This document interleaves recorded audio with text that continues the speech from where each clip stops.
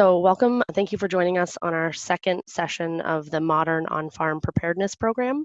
Today, we're going to be talking about the National Dairy Farm Program version 4.0 updates. My name is Lindsay Ferlito, and I am one of the regional dairy specialists with Cornell Cooperative Extension's North Country Regional Ag Team. So the National Farm Program, I'm just going to start by doing some background history of the program, what it is, what the goals are, and then we'll jump into some of the new requirements. So the National Farm Program is run through National Milk Producers Federation. So farms actually participate through their co-op. It started in 2009, and the goal is assurance for consumers and customers that dairy farmers care for their animals, their workforce, and their land in a humane and ethical manner.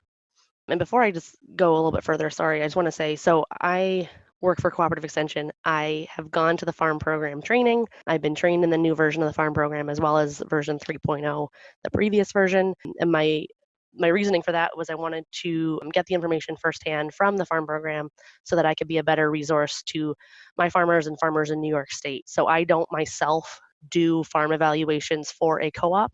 I'm strictly here for educational and resource purposes. So I don't work for farm and I'm not actually doing evaluations for co-ops. I'm just here to help you guys and to answer questions. So there's 4 different components actually of the farm program. Everyone is probably most familiar with the animal care silo.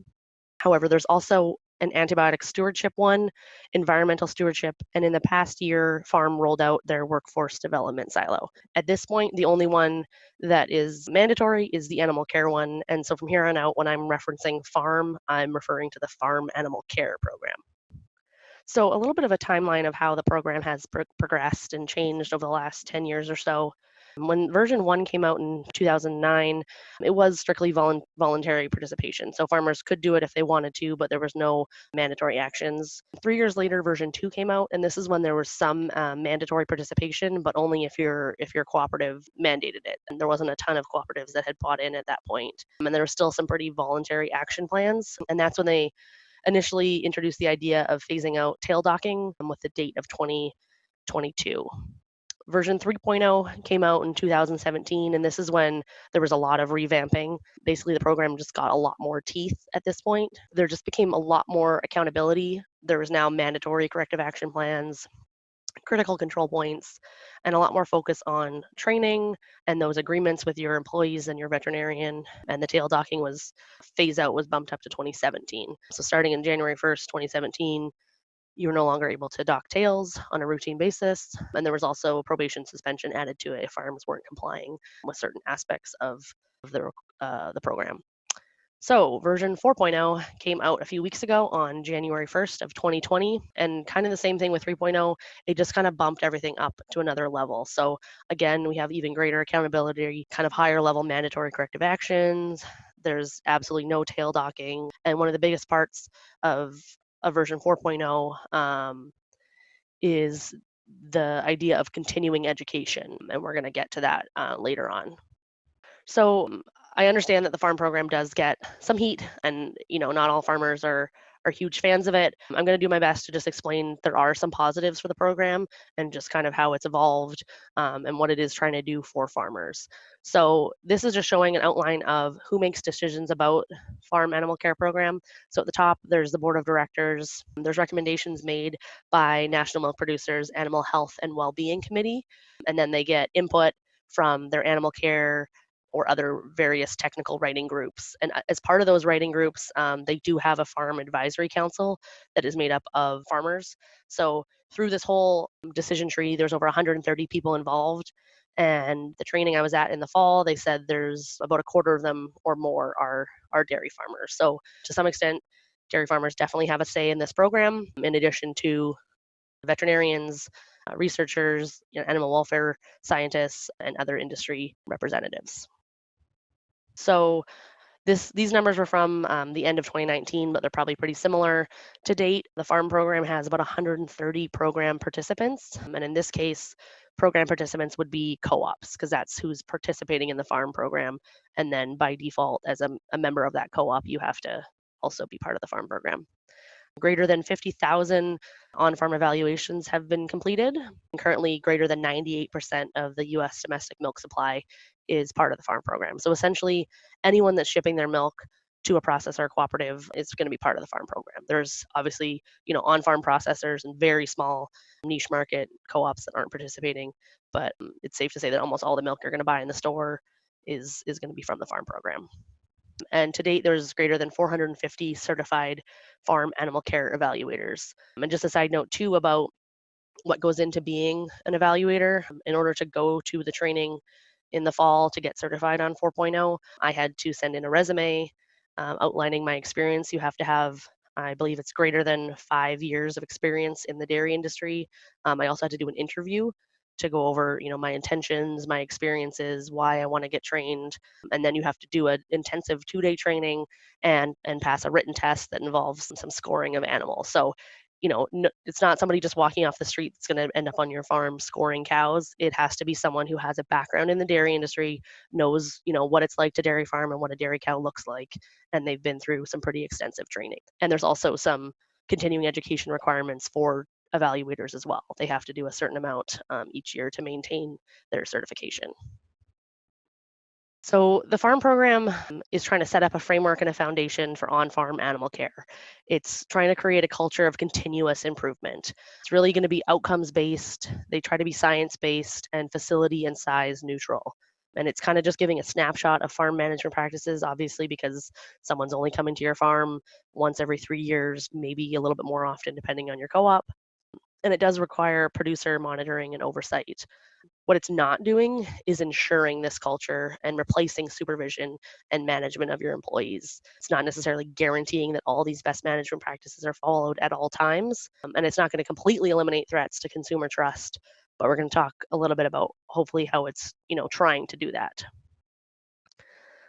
So some of the benefits of the farm program is that they try not to be prescriptive and they're trying not to dictate all management practices. I made sure to include all there because I recognize that some people are probably going to say, well, they told us we couldn't ducktail. So within reason, they're trying not to dictate all management practices and they're trying to use an unbiased approach that's focused on the results.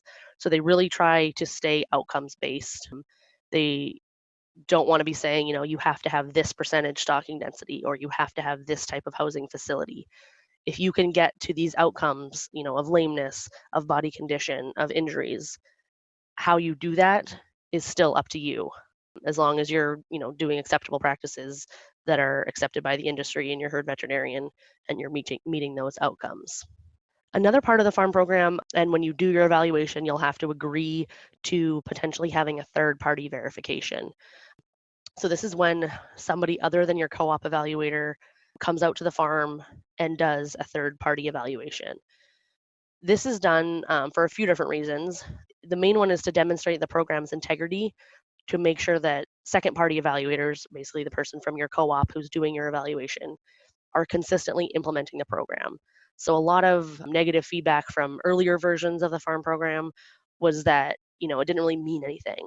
Your inspector, your evaluator would just give you a call and say, yeah, I know you guys, you're good, and then kind of check the box.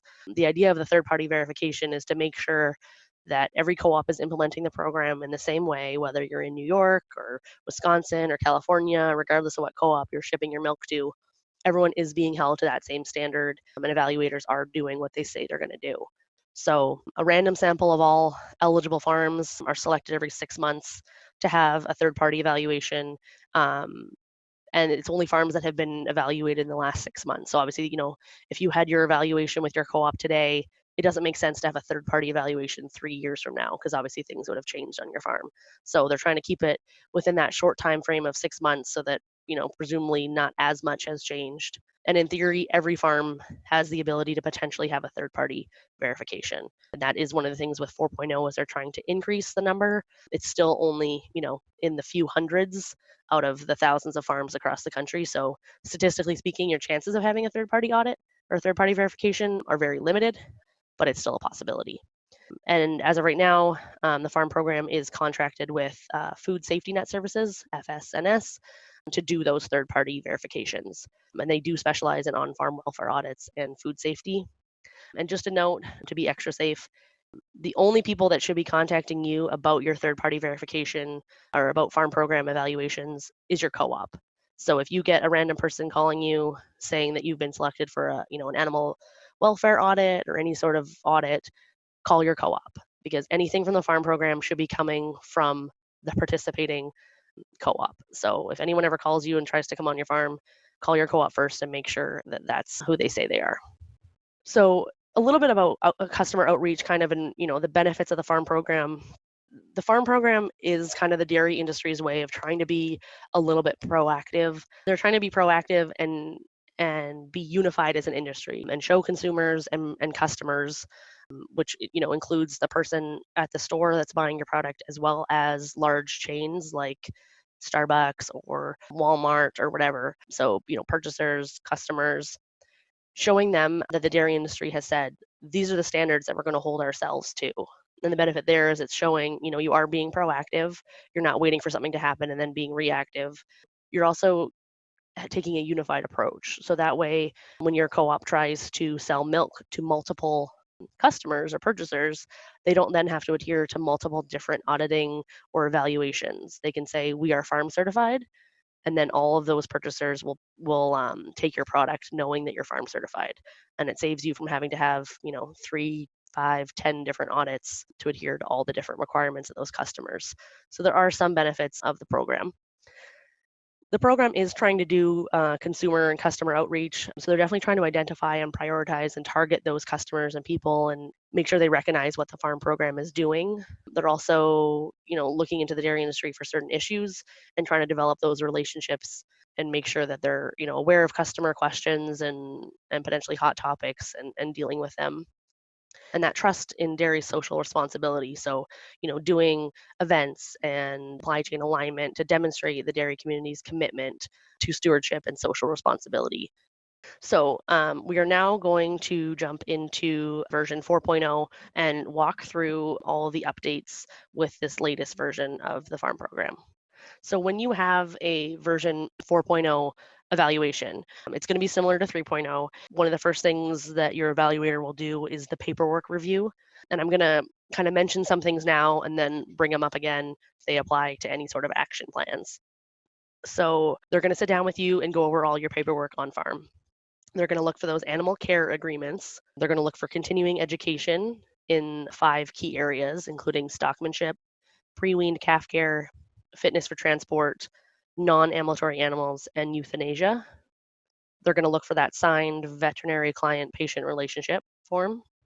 And they're going to walk through your herd health plan and look for protocols on things like mastitis, metritis, milk fever, DAs, any other common health problems you have on the farm, lameness, look at your vaccination protocols. And then they're going to look for protocols specifically on those key areas, including fitness for transport.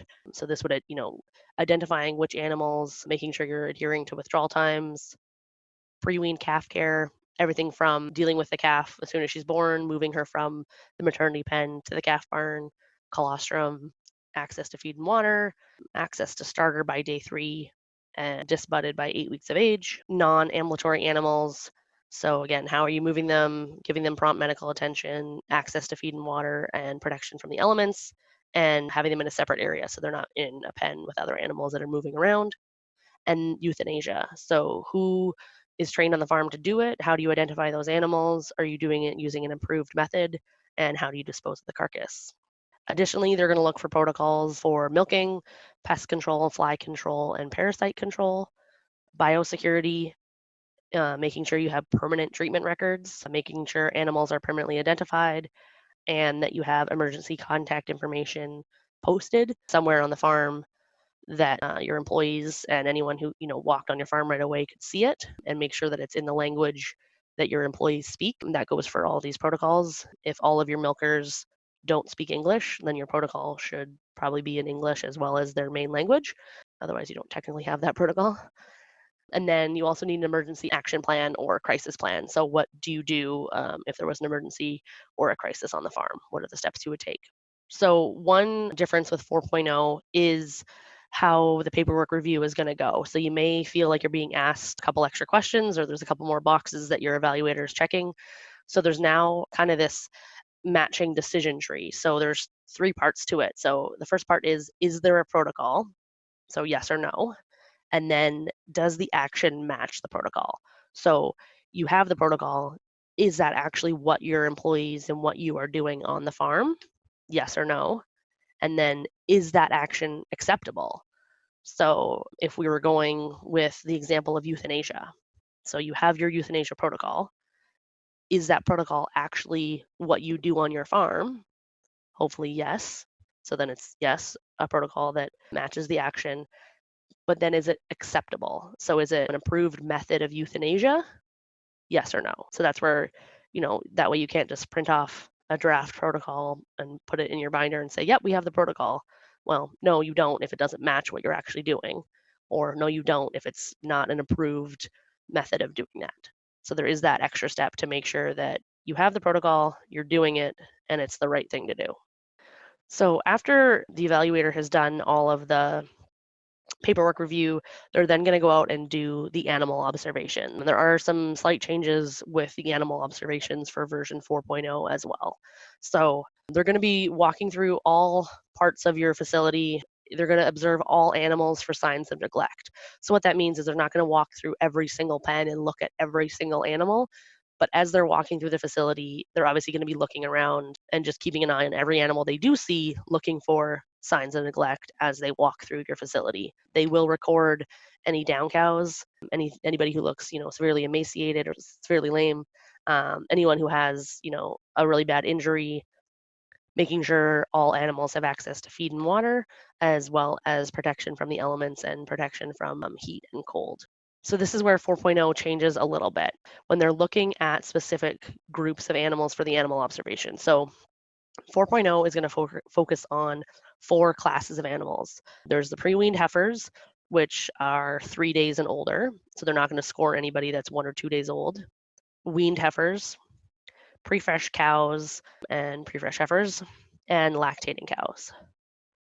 And one of the biggest changes too is the number of animals that are going to be scored. So if you have fewer than 100 animals in each of those classes or in that class, all animals in that class will be scored. And if you have greater than 100 animals in that class, only 100 animals will be scored. So for example, if you have, an 80 cow dairy, all of your lactating cows will be scored. All of your pre-fresh cows will be scored. All of your heifers will be scored, and all of your pre-weaned heifers will be scored. Whereas if you had a 5,000 cow dairy, only 100 of each of those will be scored. So up to 400 animals total on your herd will be scored. So that is an improvement from 3.0 in the sense that larger dairies will now have more animals being looked at specifically and scored. I think before the maximum was like 100 for a large dairy. So this is a big improvement in that. And just another example too of how the farm program itself is trying to, show continual improvement. So they actually do have different groups or task force, they call them, looking at different things like how many animals should we score. So there actually was a group of researchers and industry representatives that sat down and met and discussed repeatedly the best way to do this so that it was still effective and an accurate way of measuring while not being too onerous on the evaluator or the farmer. And there's actually been some research to indicate that these numbers do still give a good representation of what's happening on the farm while still being a small enough number that's manageable to record in a day for an evaluation. So looking at each of those classes and what is going to be looked at. So for your pre-weaned heifers, and it technically also is, it should say pre-weaned calves, I guess, because if you did have any bull calves, they would also get looked at. They're going to be looked at for signs of neglect, body condition score, and hygiene. And again, if you've got fewer than 100, all of them are going to get looked at. If you have more than 100, it's just going to be evenly spaced randomly, 100 over all of your calves. For your post-weaned heifers, it's the same thing, signs of neglect, body condition score, and hygiene. If you have fewer than 100, all of them get scored. If you have more than 100, they're going to have the evaluator look at 50 from the youngest group and 50 from the oldest group. They're trying to minimize someone walking through every single pen and disturbing the animals when you can get a good idea by looking at, a subset from the youngest group and the oldest group and just taking a glance at those animals in between as, you walk down the feed lane. For the pre-fresh cows and heifers, the only thing they're looking at is signs of neglect and hygiene. And again, If there's fewer than 100, all of them. If there's more than 100, they just want the evaluator to take a random 100 sample from as few pens as possible so they're not disturbing more animals than necessary. So lactating cows is where most of the evaluation or observations are going to happen. So for lactating cows, they're going to be looked at for signs of neglect, locomotion, hock injuries, knee injuries, body condition score, hygiene, and broken tails. Again, if there's fewer than 100, all of the lactating cows will be scored. And if there's more than 100, you're trying to score them from as few pens as possible, with a couple exceptions. Hocks, you can score in the parlor. So if you had a large dairy and there was, a lactating pen in the parlor that had 100 cows, you could just score them all in the parlor and get the hocks done, since that gives you a good vantage point. And for locomotion, they want you to focus on the oldest, highest producing pen. So, your mature high cow pen, and either score that whole pen or, the last 100 cows. And that can be done as they leave the parlor, or if they had to do it as they're walking through the pens, that's fine too. So a couple slight changes there with how those animals are being scored. So this is just a good visual to show you overall which animals are being scored for what. So everybody is signs of neglect, almost everybody is hygiene, and then the body condition is only lactating calves and weaned heifers, and then the lameness, hocks, knees, and broken tails is just lactating. And it's just a reminder, the hospital pen or your sick pen is only going to get observed for signs of neglect. So they're not going to, go into your hospital pen and lameness score that cow that you moved to the hospital pen because she's severely lame. They just want to make sure that it looks like she's being taken care of. She has access to feed and water, protection from the elements, etc. I'm going to run through the scoring charts for each of those animal observations, just because there has been some changes in a couple of them. I do apologize if there's a lot of information or text on the slide, but there'll be some pictures too. So for body condition score, the benchmark for the farm program is that 99% or more of your animals have a body condition score of 2 or greater. So basically, they don't want to see any gaunt, severely emaciated animals scoring a 1. And this is a pretty standard 5-point body condition scoring chart, where 2 is thinner, 3 is kind of that middle, good condition animal, and then 4s and 5s are getting to be slightly over conditioned. So they want to make sure you're not seeing any 1s in the animals that they're scoring, or just by doing their visual observations of signs for neglect. So not the best pictures, I apologize, but just to give you an idea of kind of that range for anybody that was curious. So this is one that has changed quite a bit, the hygiene scoring. So hygiene also was an area that would get a little pushback with scoring, especially because cows now have tails. And in the previous scoring system, it was really hard for animals to score a 1. They basically had to just be on like a box stall or come in from a perfectly dry pasture. And so this is another area where they recognized it was a flawed scoring system and there was a better way to do it. And so they came up with this new system. So in this system, there's a different requirement for, or slightly different scoring system for calves and the young heifers. So if you did that, first group of post-weaned heifers, and in this scoring system, it's a 3-point scale, and the benchmark is to see 90% or more scoring a 2 or less. So either clean or moderately clean. They want to see less than 10% scoring very dirty.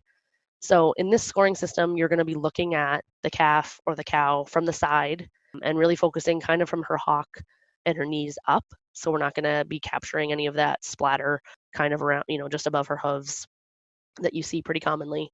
So looking up her back leg, that's area A, and then looking kind of across the side of her belly towards her brisket, and her upper front legs is area B.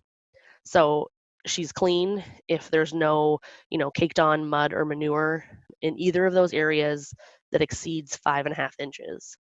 That does seem kind of arbitrary, but it's the number they came up with and that they validated, and it's going to be half the size of the mature cows that I show you on the next slide. So if she doesn't have any spots in those areas that are greater than 5.5 inches in size, she's a score of 1, so she's clean. If she has one spot in one of those areas, then she would score a 2. And if she has spots in both areas, A and B, that's when she scores a 3. So she's very dirty. So the same thing or the same idea for the older heifers and cows, the same benchmark of 90% or more scoring a 2 or less. But here the difference is the size of that mud or manure is now 11 inches. So she's clean if there's nothing over 11 inches in either A or B. She's a score of 2, moderate, if one of those areas has manure that exceeds 11 inches. And she's a 3, or very dirty, if the mud or manure exceeds 11 inches in both A and B. So pretty different, a little bit harder to think about, when you're just walking a pen of cows. But this is the new system, so this is how your animals will be scored. So hopefully you'll see a few more ones. And in this, obviously, the scoring system is not looking at that top of the tail head area. So if you had some dirty tails that were flicking up on their backs, that really shouldn't be impacting her hygiene score on this scale. For locomotion or lameness scoring, this one has stayed the same from 3.0. They're looking at your lactating cows, and they want to see 95% or more scoring a 2 or less. So basically, fewer than 5% scoring severely lame. So using their 3-point scale, a score of 1 is normal or sound. She's walking well. Maybe she has some slight changes in her gait, but she's not limping. She's not asymmetric.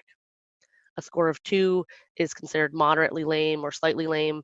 This is where you start to see asymmetric gait, maybe some shortening of her strides, and a slight limp. And then a score of 3 is that obviously severely lame cow that anyone could tell she can't bear weight on a limb, or it's really hard for her to. She's probably got that back arch and that head bob. One of the changes with version 4.0 is they are no longer scoring hocks and knees together. So before, each animal was given one score for her hocks and knees. So if she had one of those areas injured, she still got the same score compared to whether she had both of those areas injured. They have now separated them, which I think is a good idea because there's some different risk factors for each of the injuries. So it's better to know which one you're dealing with. So they are going to now be scoring hock injuries separately from knee injuries. So that'll be one extra thing that you potentially see on your report.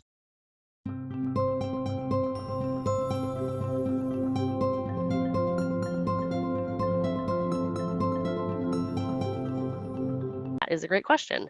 And that was something that they discussed a lot. So at this point, from what I've been told, is if you have a tie stall and your cows are able to walk, so maybe you're going out to an exercise lot or to pasture or something, the evaluator needs to do their best to see the animals when they're actually moving. If not, then they score them in the stalls. And there's a couple different behaviors to look at in the stalls in terms of how the cow is standing and distributing her weight on her hooves, how she kind of moves back, side to side, back and forth, if it's even or if she's kind of skipping to one side.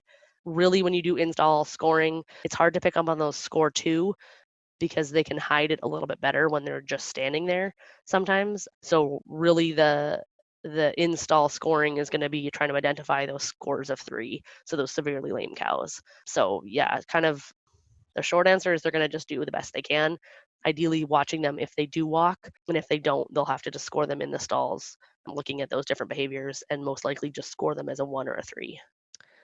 So for the hock injuries, the benchmark is 95% or more of animals scoring a 2 or less. So again, fewer than 5% scoring severe. So a score of 1 is normal, and there's pictures there to correspond with it. Normal means there is no swelling or there's no hair loss greater than about the size of a quarter, so roughly an inch. A score of 2, and that picture is obviously not showing you a very good picture of a score of 2. Black and white is kind of hard to see. That's what we consider a moderate injury. So that's where hair loss is greater or equal to the size of a quarter. So once you hit that quarter size of hair loss, she's now a score of 2, as long as there's no swelling or the swelling that's present is less than an inch in height. So she might have some very mild swelling. And then a score of 3, that one's pretty obvious no matter how good quality the picture is. That's a severe injury where the swelling is greater than a quarter in height, greater than an inch in height, or she has an open or bleeding wound. The knee injuries is basically the same just for the knees. So again, 95% or more scoring a 2 or less. 1 is normal or very minimal hair loss. 2 is hair loss greater than a quarter, no swelling or minimal swelling. And then 3 is severe swelling is greater than a quarter, or there's that open wound. And then new for 4.0 is broken tails because now cows all have tails. So the benchmark is 95% or more of the animals scored, and this is just looked at in your lactating pens, do not have a broken tail. So they want to see fewer than 5% having a broken tail. So recognizing, it may happen in some cases, but it shouldn't become the norm. So obviously, a broken tail is broken. It has swelling, deviation in the vertebrae that can be felt or seen, any evidence of necrotic tissue, and then not broken is it's not broken. So in that picture there, they've circled that middle cow where her tail clearly bends to the side. So that's obviously a broken tail. So going into the action plans and whether or not you've met those benchmarks and those requirements and what sort of action plans will happen. One of the new action plans with 4.0 is called immediate action. So the only thing that falls under immediate action is tail docking. So tail docking was supposed to have been phased out January 1st, 2017. And in that version, you still had time to implement it. I believe you had a year technically because it was a mandatory action.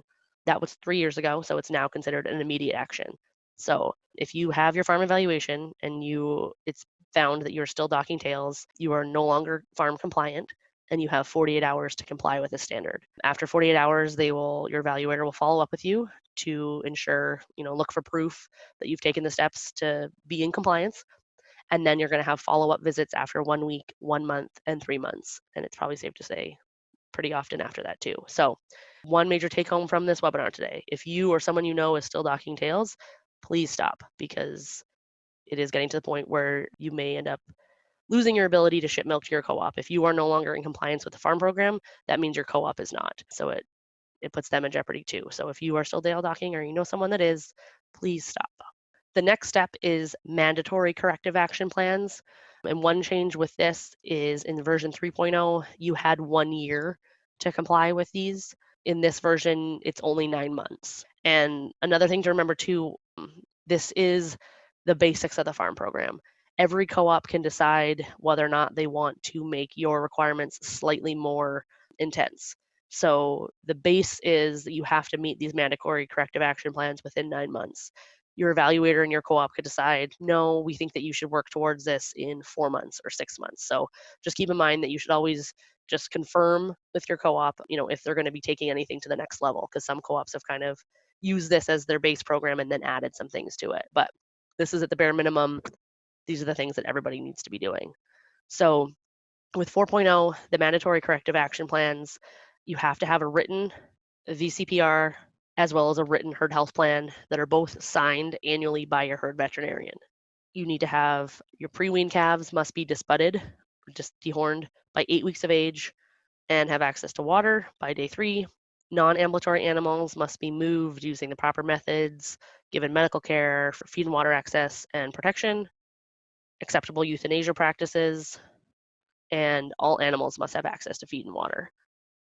Additional mandatory corrective actions include written protocols for those key areas: pre-wean calf care, non-ambulatory animals, euthanasia, and acceptable fitness for transport.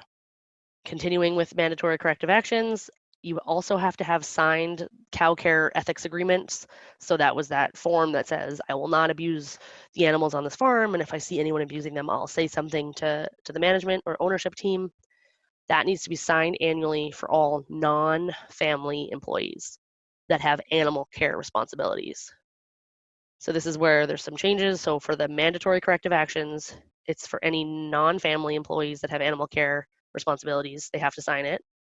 And they also have to have continuing education in their area of animal care for the non-family employees if they do anything with stockmanship. So anybody who's handling their animals needs to have continuing education in stockmanship. And then whoever does pre-wean calf care, non-ambulatory animals, euthanasia, and fitness for transport.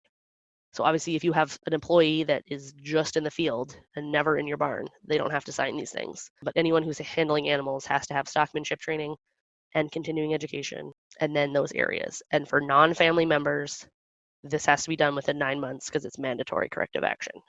So switching now to the continuous improvement plans. So these, similar to 3.0, you have 3 years to meet these and work towards improving. So you have to be dehorning your calves by 8 weeks of age as a mandatory corrective action. You also have to be providing pain management as a continuous improvement plan with guidance from your herd veterinarian. So work with your herd veterinarian and determine how you want to do that, but you need to be providing pain management when you dehorn your calves. You also need to have permanent and complete drug treatment records, and that's another take home from this. If you're not already doing that, you definitely need to start. You already should be doing that in terms of FDA requirements and, ever shipping animals off your farm. Heaven forbid you were ever to have an issue, they're going to want to see that you have permanent and complete drug treatment records. Additionally, all those animal observations are going to fall under the continuous improvement plans, with the exception of hygiene. Hygiene does not trigger any sort of action plan at this point. So if you don't meet any of those benchmarks that I mentioned for body condition, hocks, knees, lameness, or broken tails, that is going to trigger a continuous improvement plan where you sit down with the evaluator and come up with a plan to show how you're going to try to improve that area on your farm. As part of the continuous improvement plan, you now have to have signed cow care ethics agreements annually for all family employees, including owners with animal care responsibilities. So previously you just needed non-family. Now non-family is a mandatory corrective action, and now family and owners are a continuous improvement plan. So any family members that work with your animals, any owners have to sign that cow care agreement, and they also need continuing education in their area. So stockmanship, anyone who's handling animals, even if they're family or owners, and then pre-wean calf care, non-ambulatory animals, euthanasia, and fitness for transport. So this has been a huge pushback area with version 4.0.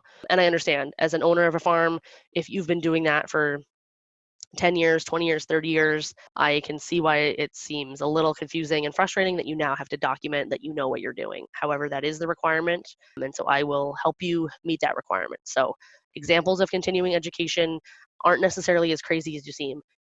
You signed into this webinar, so clearly you're already doing something for your own continuing education, so now you just have to document it. So think of all the things that you do, all the people that you work with. So every year you have to sit down with your herd veterinarian and review your herd health plan and make sure they sign your VCPR. So right there, you're reviewing all of those protocols in those key areas of calf care, euthanasia, down cows, and fitness for transport. So that counts as continuing education. Write that down. If you had Quality Milk come out and sit down with you and go through milking protocols and treating mastitis, that counts. If you have someone from Cooperative Extension come out to your farm and, help do some calf protocols or training on your calf protocols or something like that, that counts. Anytime you go to a dairy industry meeting. So if your co-op hosts a meeting or Extension hosts a meeting that focuses on one of those areas. Job shadowing counts if you had formal education, even reading articles and watching videos. So if you get Hordes Dairyman or Progressive and you read an article on, the newest way to feed calves in the winter, just write down that you read that article, the title of the article. If you watched any of the videos and webinars, you just now have to document it. So that's also for the non-family employees and also for the family employees and owners, anyone with animal care responsibilities, especially in those 4 key areas. So I believe this is my last slide.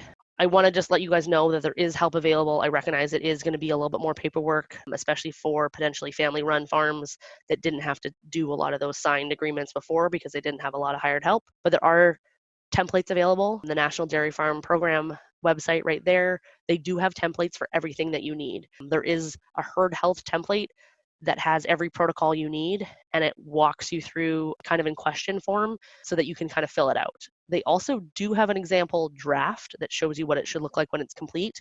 Please do not print that out and put that in your farm binder and try to claim it as your own unless it is exactly what you're doing on your farm. But there is one that walks you through, pre-weaned calves, who cares for them? How do they get moved? When are they given colostrum? When are they given milk? It walks you through it step by step. You just have to fill it out with your herd veterinarian where applicable. There also is training videos on the farm website through that website there on YouTube. And Merck Dairy Care partnered with Farm, and they have training videos on everything from stockmanship, how to milk cows, moving cows to and from the parlor, down cows, euthanasia, all that. So there's videos available also. So, you can have your employees watch those and then just follow up to make sure they're aware of what you do on your farm so they're in compliance with your protocols. As I mentioned too, contact your co-op. They're the one that is going to be implementing the program.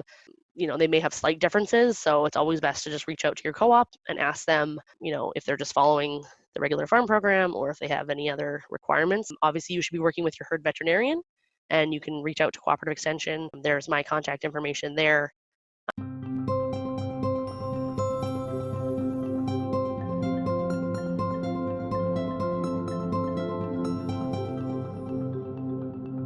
Technically, it's only for anybody that's handling your animal. So if you had, say, just a financial owner that never set foot in the barn, never touched cows, they don't technically need it. I would argue potentially from employee morale, ethics, it would probably just look good to have everyone who's an owner sign it anyways, just to say that you're holding yourselves to the same standards regardless of your role. But in terms of the farm program, it's only anyone who has animal care responsibilities. And then specifically, so for the ethics one, yeah, it's anyone who's handling animals. And then you go into the trainings for those. Continuing education would be for those specific areas. So if you did have an owner that was not at all involved in animal care, they don't technically have to sign it. But I do think it probably still would be a good idea depending on the situation. And that brings up another point too of this is only required for your employees. Some farms have taken it to the next level and made anyone who works with their animals sign it. So their hoof trimmer, their nutritionist, even their veterinarian or their extension specialist. So anyone who's walking onto their farm, handling their animals, potentially, in a situation where something could go wrong or be construed as going wrong, they're having them sign it as well, just so they can say, they covered all their bases. This is a standard agreement for anyone on our farm, regardless of your role or your title. There again is my contact information. We have a few minutes now, so if anyone has any questions, feel free to write them into the chat box, or if you think of them later, feel free to send me an email or give me a call. I am available to help out.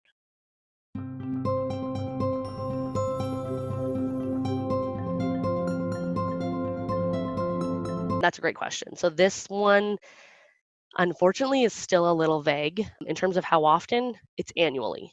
So similar to getting your veterinarian to sign, your herd health agreement or herd health plan and your vet client patient relationship annually, ethics agreements with your employees and anyone handling animals annually, and continuing education is annually.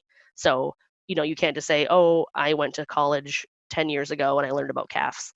That's not going to fly. So you need to have annual documentation that you're continually improving every year, or, continually educating every year. In terms of how much, that has not been outlined. I think it just, from what I've heard, you just have to show that you're doing something. So in all of those areas that you're involved in, show that you've done something to qualify as continuing education. So, you've read at least one article on calf care, or you've watched at least one webinar. You've done something.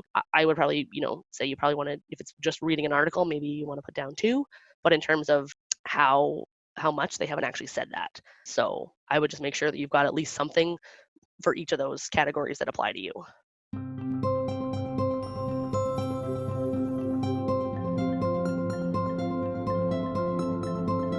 No, so the only time they're really going to be looking at stocking density is in terms of if you're not meeting those outcomes. So if an evaluator walks onto your farm and it looks like the animals don't have access to feed because your animals are so overcrowded they can't get to the feed bunk, then yeah, they're going to be talking to you about stocking density. But if you have your cows stocked at 130% in your free stall, but they're not lame, they don't have injuries, they're walking just fine, getting feed and water, that's okay.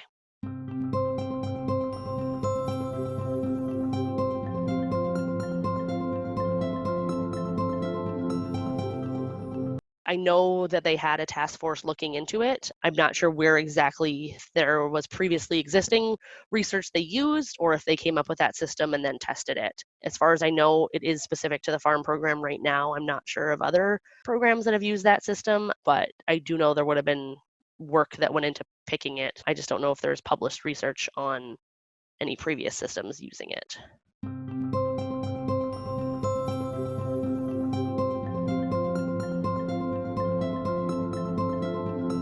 They also have not said that. I would say you probably want to show it for the last couple years just to be safe. I think it's a good idea, just given all the paperwork that you have to have for each employee, kind of having a binder or like a folder for each employee that lists, their signed ethics agreement, and then lists their areas of training and continuing education, and they just add to it. And it's not a ton of actual physical papers. It's like the template that they have online is like 3 sheets maybe, and it lists the employee, the area, what the training was, and the date. So you could just keep adding to that for a couple of years. So I would say you'd want to go back maybe 2 years just to be safe, to show that, it has been an annual thing besides just, the last 6 months or so. But yeah, unfortunately, they haven't actually specifically stated how long.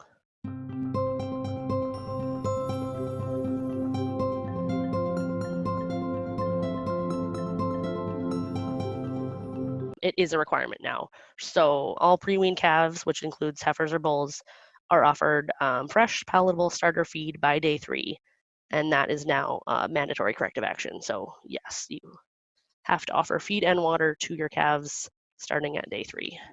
Obviously, your day 3-old calf is not going to be eating a lot of starter, so you don't have to give them a lot of starter. But maybe after you feed them milk, you put out a bucket with some starter and you leave it there for a few hours during the day, and obviously dump it out after it gets gross and offer fresh stuff.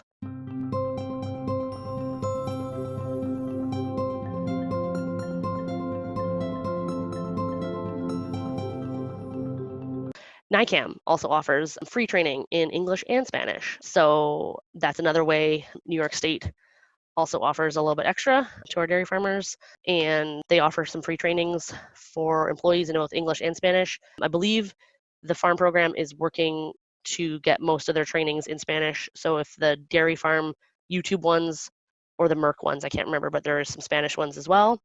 And as well, Libby Eicholzer, who is another regional specialist with Extension, also does some Spanish webinars with ProDairy on various topics on the farm that would qualify for training if you had any workers that had animal care responsibilities that only spoke Spanish. So, for example, she said yesterday's was on identifying lameness, and they're going to be posting that recording soon. So go visit the Cornell ProDairy website to find their archived webinars. Thank you again. And like I said, feel free to reach out to Extension or check out those resources online. Hopefully it makes it a little bit less daunting to get all this paperwork done. And thank you very much.